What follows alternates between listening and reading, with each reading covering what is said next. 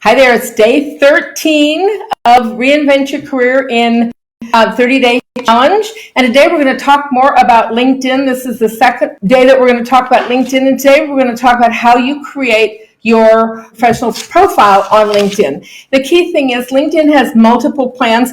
You don't need to pay anything. Your LinkedIn profile is free. And about 60% of people around the world have a free profile. So you can have one too. So before you get into anything else, just set up a free profile. When you do, it will take your name and it will assign you a URL, which is in the navigation bar. And one of the things you want to do is personalize that with your name that you want it, because it'll start with the name that you entered and then it'll put about 6 or 7 digits behind it, capital letters and numbers, and you don't need that.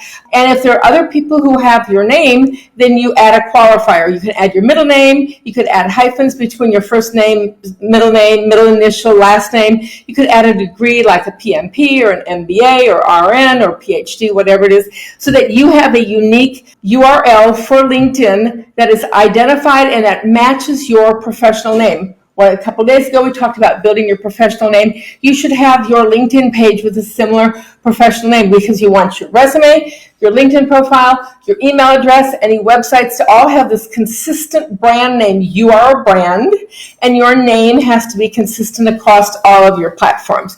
Very important that you add a photo. If you have a photo, you get 14 times more views and something like 30 times more emails or contacts. Photos are really important. And don't just take a photo that you took in the backyard and crop other people out of it. You want a professional studio photo.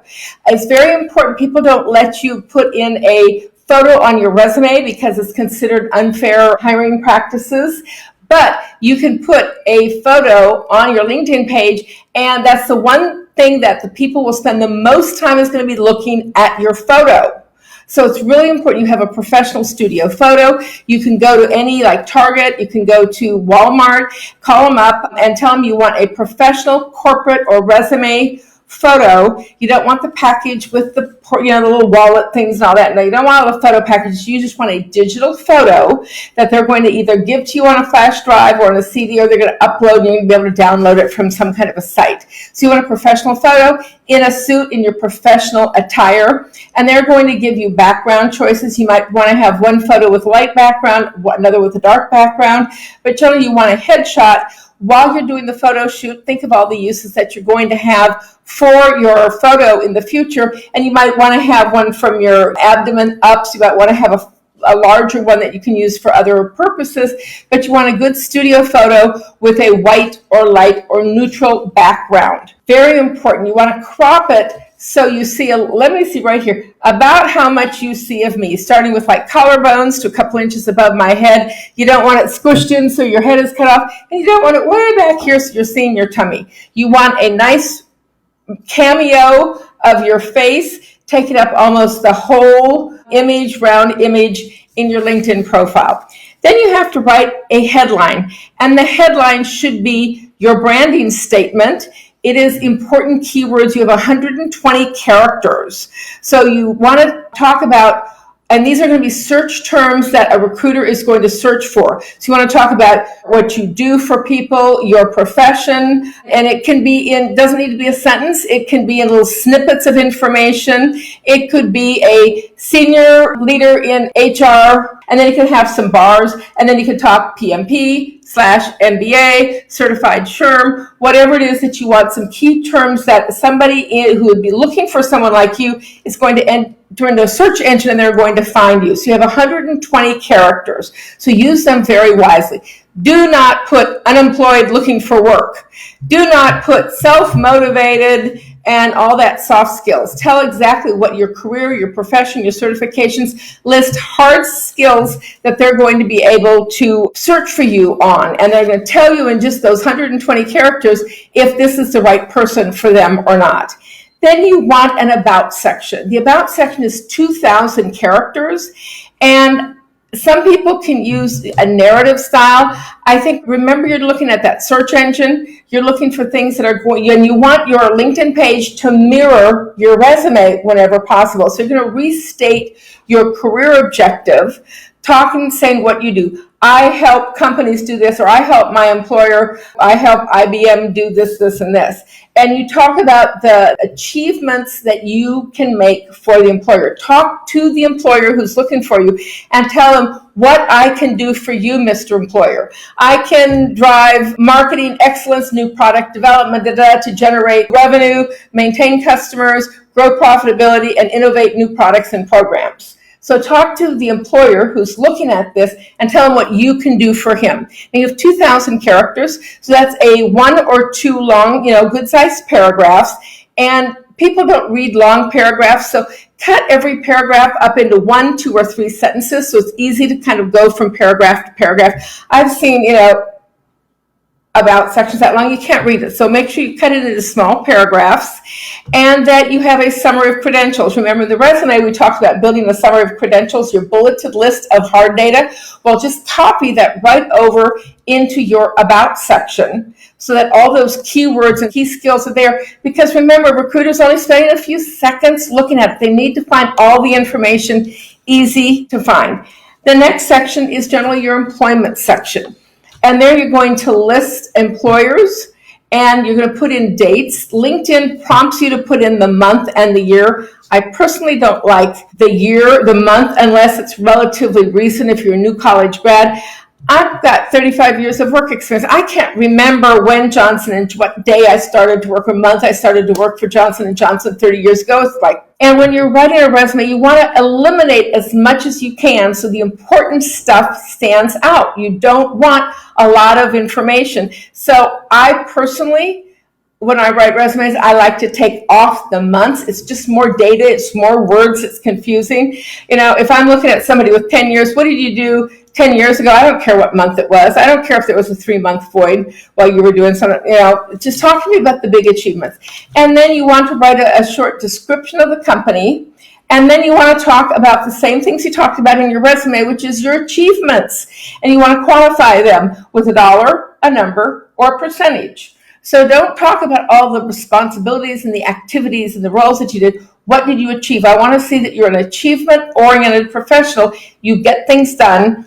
Tell me what you've done and achieved. And then in an interview, I'm going to ask you, gee, you grew sales 200% in 6 months. How did you do that? And then you talk about your leadership and your skills and what you did and the tasks and the activities. But these achievements, these quantified achievements, are the hook that are going to get you the interviews. The guy can say, now tell me, how did you do that? And that's what you want in your resume. Remember, you've got 7.7 seconds to be seen by a recruiter in a resume. That's about the same amount of time they're going to give you. LinkedIn, maybe a little bit more, but use your time meaningfully. Make sure the jobs that are on your LinkedIn match the jobs that are on your resume. You're telling a story about what you can do for me, the employer. Okay, so if at some point you washed cars during a summer or you took a part-time job when you were laid off, I don't want to know that unless it builds to the story of what you can do for me. Often people will have, all sorts of strange jobs. You can say multiple positions in this field while working my way through undergrad and graduate school. And you can just list them, while you're in school. Who cares? I was a cocktail waitress 40 years ago. Does anybody care? Does that matter in my career? So leave all that stuff off and put in the same things that are on your resume, the important things that build to this story that say, I'm an accomplished professional, I can do this for you, and here's the background and the experiences I have to do that. Some people say, how far back? As far back as it's relevant. If you have relevant skills from 20 years ago, list those relevant skills. They can be in a summary job. I'm working with a man right now. He's had 20 years leadership in a big company that we all know. And 25 years ago, he was a group product manager for Coca-Cola, for Diet Coke or something. Let's list that. Now, we don't have to go through what you did 20 years ago, but the fact that you held that role with that title in a premier global company, that's important. Don't leave it off your resume. I actually, when I'm writing the resume, I'm focusing on those 20 years that he had huge accomplishments for this well-known company. But then we're going to list other, prior employment, and he had several prestigious senior level positions in CPG marketing, consumer packaged goods marketing, which is not the industry he's in now. But list that. That is impressive. Not only what you've done now, but all this prior stuff that builds to your story. I was working with a lady once, and she had been a nurse many years ago, and so she is teaching nursing administration skills at a university, and she wants, she's got these credentials, but it was 20 years ago, she left it off her resume, the fact that she was a nurse for 20 years. Well, if you're teaching nursing and you want a job in the medical field, all you're doing is saying, I've been a part-time college professor. That's wonderful. You train people. But what are your core credentials in the field? It was that nursing stuff that she took off the resume because somebody said, oh, don't put anything that's over 10 years. Well, that was a core competency that qualifies her for the job that she's looking for. So look at it, is the employer who's going to hire me interested? Is that data relevant? And then you want to make sure the same listings are match your resume and your LinkedIn page, that they have to match almost exclusively. One of the differences in resumes, you talk an impartial third person, led, generated, etc., managed so-and-so. In LinkedIn, you can talk in first person, so you can talk in a more conversational tone than you would in a resume, so you can do that. Then there's, as you go down, you can add basic skills. And if it doesn't pop up a listing of skills, and you can go up in the menu, and there's a little pull-down menu at the top of your LinkedIn profile. You can pull it down, and you can add sections. And you want to make sure you add skills, endorsements, and you want to add recommendations. Now, they're almost down underneath your employment, and you want to list at least 5 skills that are relevant to your field, 10, whatever you want. And then when people visit your profile, LinkedIn is going to pop up, people who are your connections, LinkedIn is going to pop up and say, which of these best typifies Diane? And they're going to leave 3 or 4 skills that I've put there. And then the people who know, you're going to say, oh, she's in product marketing. Oh, she's a teacher. Oh, human resources, whatever. And then that's going to build up. And you want to have a maximum of 99 skills endorsements. The goal is 99 plus, but you should have at least 30 or 40 or 50. So if you're a professional and you don't have any skills endorsement, who's going to believe that you're credible?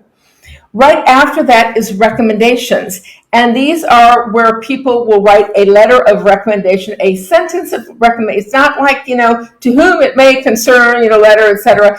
But it is a couple of sentences talking about how you've worked together. It gives you the option when you pull it down the menu of, Diane was my, who John is writing. I'm asking John to write a resume. John was my boss, a supervisor, a customer, a peer. We worked together, whatever. It gives you the opportunity to say what your role relationship was.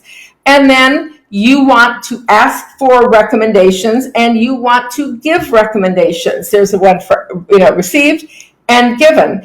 And you want both of those because those are important LinkedIn metrics. And LinkedIn's algorithm of who they show you your profile to and how often, etc., is based on this big complicated algorithm that nobody knows and keeps changing. But part of it is external links. And links to those recommendations are important external links, and they count heavily in your algorithm of whether you're going to be showcased or not. So you want to give and get endorsements. The easiest way to get endorsements is to endorse somebody else, and then they're going to come to you and say, oh, thank you so much. What can I do for you? And you can say, oh, I'd love to have you give me an endorsement.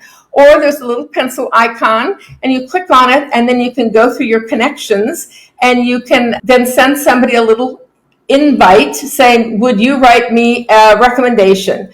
Now, don't use their default text, which is, would you write me a recommendation?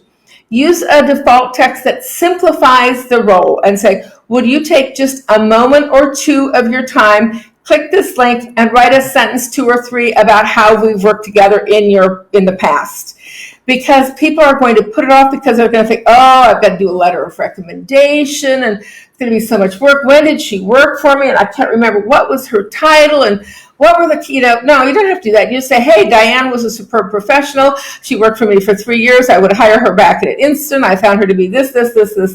Great professional. Boom. You want 3 sentences from people, and you want at least 15 of them. You should be shooting for 15. You need to give 15 recommendations, and you should receive 15 recommendations as your goal. And then it's very important that you add contacts. When you go over to the, I think it's people section, or connections or something like that. And they'll give you an option, and sometimes it'll pop up saying, should you want to build your profile? You want to have at least 501 connections, first connections on your LinkedIn page, because they will not show your resume to your profile to recruiters until you have at least 501. You have to be active and engaged in the LinkedIn community. So you're going to pop up an area and it says, would you like to add connections? You say yes, and then it'll ask to sync your email address or your contact database, and it can be Gmail, it can be different email programs, and they actually sync. So you say yes, you give them permission, they go into your database of contacts and they identify every email address that's on their contact with a person that's on LinkedIn, and then they say, would you like to invite these 387 people? And you go yes, click all, and then you can write a little note, please do that, or it just defaults and invites people to connect with you. Now, a lot of people don't check their pages every month, and so some people are in there every day and they'll respond right away. Some people may not see that invitation for weeks or months. So do it now and start building your connections, and don't stop until you have at least 501, because that makes you an active person in LinkedIn. There are other things that you can do. Make sure you add articles and posts, you comment, you engage in the community. I talk about that more inside the challenge, so make sure you go to www.reinventyourcareerin30days.com, which is where the challenge is housed. There are 30 days, there are 30 challenges. When you first sign up for an account, you'll be taken to day 1. If you've been with me all along, you will see day 13 and the content that we have here on day 13. Inside the challenge, you're going to get a video that walks you step by step through kind of what we've done, but it's going to show you actually with the images of where you click and what you do, and the pull down menus, etc.